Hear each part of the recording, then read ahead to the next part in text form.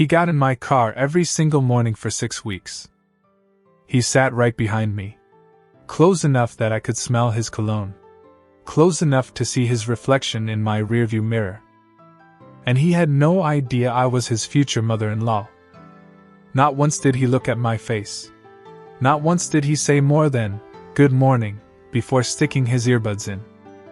Until the morning he forgot to hang up his phone call. And I heard him say my daughter's name, followed by a plan that made my hands shake on the steering wheel.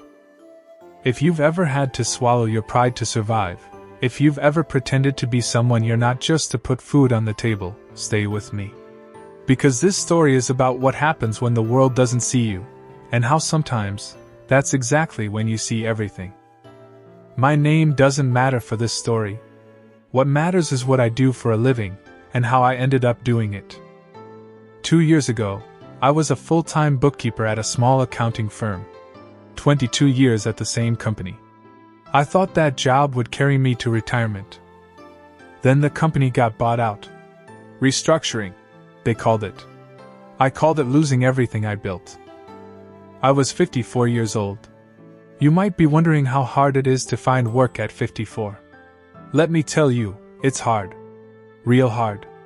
I sent out over 100 applications. I got maybe 6 interviews. And every single one of those rooms, I could feel it. That look. That silent math they were doing behind their eyes. She's too old. She'll retire soon. Why train her? My husband passed away 4 years before that, so it was just me. Just me and my daughter, Emma, who was 26 and had just gotten engaged. I didn't want her to know how bad things had gotten. She had enough going on, planning a wedding, starting her career, falling in love. The last thing I wanted was to be a burden on her happiness. So I did what a lot of people my age quietly do. I signed up to drive for a rideshare app. I never thought I'd say this, but at 54, wearing a baseball cap and sunglasses at 5 in the morning, driving strangers to the airport for $12 a ride, that became my life. I told Emma I was consulting part-time. She believed me. Why wouldn't she? I'd never lied to her before. The first few months of driving were brutal. I want to be honest with you about that. I'd wake up at 4:30 in the morning because the early shift paid better, fewer drivers awake, more surge pricing. I'd drive people to the airport, to hospitals, to their jobs downtown. Some people were kind. Most didn't look at me twice. To them, I wasn't a person. I was a seat, a steering wheel, a means to an end. There's a strange kind of invisibility that comes with driving for strangers. You become furniture. You become background noise. People take calls in your back seat like you're not even there. They cry. They argue with their partners on speakerphone. They forget completely that there's a human being 3 feet away from them who can hear every word. I learned to just exist quietly. Drive. Nod. Say, "Have a good day." Collect my 4 stars, 5 stars, whatever they gave me. Go home. Count the money. Do it again. Some nights I'd sit in my car in the driveway before going inside, just so Emma wouldn't see my face and ask questions. I'd wipe my eyes, fix my hair, and walk in like everything was fine. Then, about 2 months into driving, I got a new regular rider. Same pickup time, every weekday morning. 6:15 a.m. sharp, from an apartment complex downtown, to an office building about 25 minutes away. His name in the app was Ryan. The first morning he got in said, "Good morning," and immediately looked down at his phone. I said good morning back. That was it. That was our entire relationship for the first 2 weeks. I didn't think anything of it. Just another rider. Just another 25 minutes of silence and turn signals. Until the 3rd week, when he mentioned, casually, on a call with someone, that he was getting married in the spring. To a woman named Emma. My stomach dropped so fast I almost missed my turn. I told myself it had to be a coincidence. Emma is not a rare name. There had to be dozens of Emmas in this city getting married in the spring. But then he said her last name. our last name. I sat there, hands on the wheel, eyes forward, heart absolutely pounding, while my daughter's fiancé sat in my back seat, completely unaware that the woman driving him to work every morning was about to become his mother-in-law. You might be wondering why I didn't just say something right then. Turn around, say, "Ryan? I'm Emma's mom." Honestly, I wanted to. My heart wanted to. But something held me back. See, Emma had only shown me one photo of him at that point. We hadn't done a proper family dinner yet. They kept pushing it back because of his crazy work schedule. I'd never met him in person. Not once. And in that blurry photo on Emma's phone, in a baseball cap, 5 a.m, dark car, I don't think he would have recognized me even if I said my name out loud. And a small, quiet part of me, the part that had spent months being invisible to strangers, wanted to know who this man really was before I let him know who I was. Call it a mother's instinct. Call it fear. Call it curiosity. I told myself I'd introduce myself properly soon. Just, not yet. So I kept driving him. Every morning. 6:15 a.m. 25 minutes of silence, phone calls, and coffee breath. And here's the thing about being invisible. People start telling you things. Not directly. But around you. Through you. Like you're not even in the room. Over the next few weeks, I learned more about Ryan than Emma had told me in 6 months of dating. I learned he complained often, on calls with a friend named Marcus, about how the wedding is getting expensive, and how he didn't sign up for all this. I learned he talked about Emma's promotion at work, the one she was so proud of, the one she called me crying tears of joy about, like it was an inconvenience. "She's gonna be traveling more now, which honestly works out," he said once. "Gives me more space." Space. From his fiancé. 2 months before the wedding. I told myself, okay. Some people vent. Some people are stressed about weddings. This doesn't mean anything terrible. I wanted so badly to give him the benefit of the doubt. Because if there was something wrong with him, that meant something was about to go wrong for my daughter. And I didn't want that. God, I didn't want that. Then came the Tuesday morning that changed everything. It was raining. Traffic was slow.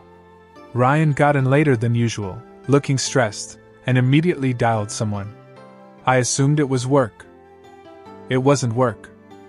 "No, listen," he said, low, urgent.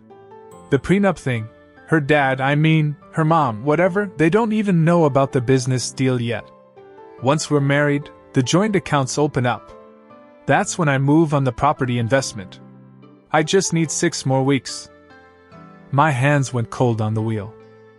He kept going. "Emma doesn't need to know the specifics. She trusts me completely. I'll tell her it's for our future. She'll sign whatever I put in front of her. She always does." I nearly drove through a red light. My whole body was shaking, but I forced myself to keep my eyes forward, my face neutral, like I was just another driver who couldn't hear a word. He wasn't done. "Once the money moves and the investment's locked in, if things don't work out with her, marriages fail all the time, right? I'll still have the property in my name. Worst case, I walk away with the house. Best case, she never even finds out." He laughed. He actually laughed, like this was some clever business plan and not my daughter's entire life he was gambling with. Then he said something that I will never, ever forget. He said, "Her mom's basically out of the picture anyway. Emma barely talks about her. There's no family pressure to worry about." Out of the picture. I was sitting 3 feet away from him, driving him to work. Every single morning. And he had no idea. I dropped him off at his building like nothing happened. He said, "Thanks, have a good one," without even glancing up from his phone, and shut the door. I pulled into a parking lot 2 blocks away and I sat there and I cried harder than I had cried since my husband passed away. Not just because of what I heard, but because of everything underneath it. My daughter, bright, hardworking, kind, trusting Emma, was about to marry a man who saw her as a financial strategy.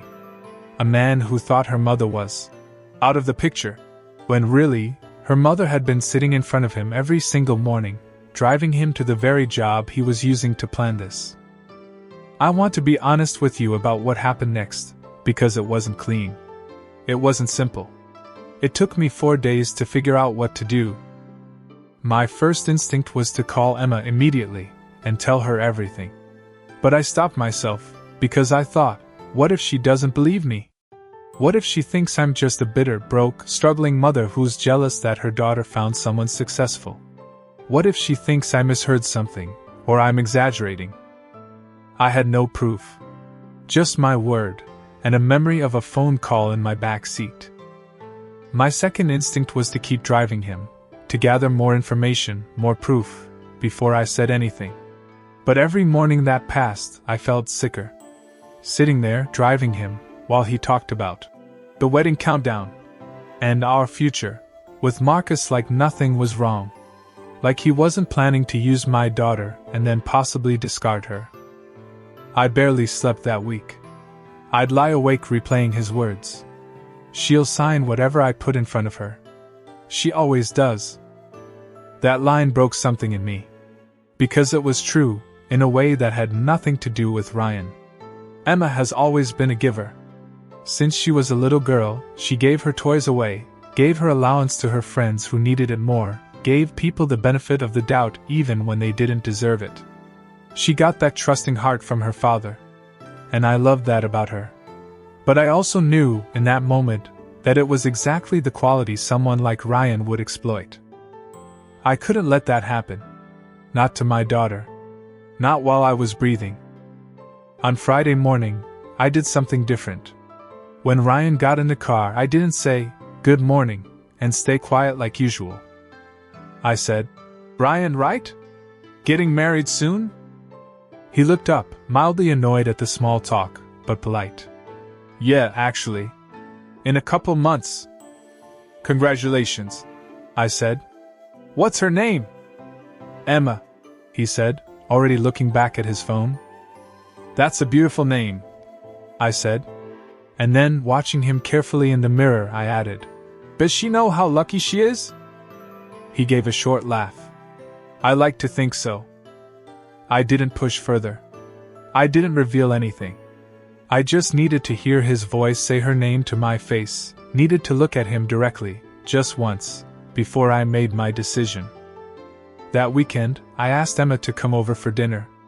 Just the two of us. I'm not going to pretend that conversation was easy. It was one of the hardest conversations of my life. I told her everything. About losing my job, about driving for the rideshare app to make ends meet, about the lie I'd been telling her for months. She cried. She hugged me and told me I never had to hide that from her, that she would have helped me, that she was proud of me for doing whatever it took. And then I told her about Ryan. I watched her face change as I spoke. Disbelief first. Then confusion. Then something harder to describe, a kind of quiet devastation, like watching a building you love slowly crack down the middle. "Are you sure?" she asked, voice shaking. "Are you absolutely sure that's what he said?" "I wish I wasn't," I told her. "I wish more than anything I was wrong." She didn't yell. She didn't cry the way I expected. She just sat there for a long time, staring at her hands. Then she said, "I need to hear it myself." Emma is smarter than people give her credit for, and braver than I ever imagined. She didn't confront him with accusations. She set a trap, gently, the way you'd coax a scared animal into the open. She told Ryan she wanted to simplify things. Before the wedding, combine some finances early, get a head start on the joint accounts he'd mentioned wanting. She watched his face light up. She watched him get specific, detailed, excited, in a way he'd never been about the actual wedding, about flowers or vows or their future together. She recorded that conversation. Legally, with consent laws in our state since she was part of it. And in that recording, he said almost exactly what he'd said to Marcus in my back seat. The property. The timeline. The worst case scenario if the marriage didn't work out. She played it for him 3 days later, sitting across from him at the same restaurant where he'd proposed. She told me later that he didn't even apologize. He tried to explain it away. "That's not what I meant, you're taking it out of context. Every couple should be smart about money." But there was no explaining away his own voice. She called off the engagement that night. It wasn't easy for her. I won't pretend it was some triumphant, empowering moment where she walked away feeling free and light. She grieved. She grieved the future she thought she was going to have, the version of Ryan she believed was real, the wedding dress hanging in her closet that she now couldn't look at. But she wasn't alone in that grief. Not for one single day. And here's the part one still think about, almost every night. If I hadn't lost my job, if I hadn't been forced into driving strangers around at 5 in the morning just to survive, if I hadn't been invisible to him, just a driver, just a nobody in a baseball cap, I never would have heard the truth. The very thing that broke me, the humiliation of losing my career and hiding it from my own daughter, ended up being the thing that saved her. I still drive sometimes. Not because I have to anymore. I found a new job about 8 months ago, an accounting position at a smaller firm that actually values experience. But every once in a while, on a Saturday morning, I'll turn the app on for an hour or two, just to clear my head. And I think about all those months I spent feeling ashamed. Ashamed that I was 54 and driving strangers around. Ashamed that I was lying to my daughter. Ashamed that I couldn't provide for myself the way I used to. I want to tell you something, if you're going through something similar right now. If you're doing a job you never imagined doing, just to keep your head above water. If you're hiding a struggle from the people you love because you don't want to be a burden. You are not invisible. Even when the world treats you like you are. Sometimes the very things that humble us, the jobs we're embarrassed by, the struggles we hide, the moments we feel small, end up putting us exactly where we need to be. I never in a million years thought that driving a rideshare car at 5 in the morning would be the thing that protected my daughter from a broken future. But it was. Emma is doing better now. She's dating again, slowly, carefully, but with her eyes open in a way she wasn't before. And she tells everyone proudly that her mother drives for a living sometimes, and that her mother is the strongest person she knows. I used to think strength meant never struggling. Never being broke, never being scared, never having to hide anything. Now I know strength is getting up at 4:30 in the morning anyway. It's driving strangers who don't see you, doing what needs to be done, and staying alert enough, present enough, aware enough, to catch the truth when it finally shows up, even if it shows up in the back seat of your own car. So let me ask you this, and I really want you to answer in the comments, because I read every single one. Have you ever had a moment where your lowest point turned out to be exactly what saved someone you love? Have you ever been invisible to someone, and heard something you were never supposed to hear? I want to hear your story. Write it below. However long, however messy, however hard it is to say out loud. And if this story moved you even a little, please subscribe. There are so many of us out there, quietly struggling, quietly surviving, quietly saving the people we love without them even knowing it yet. You're not invisible either. Not to me. I'll see you in the next one.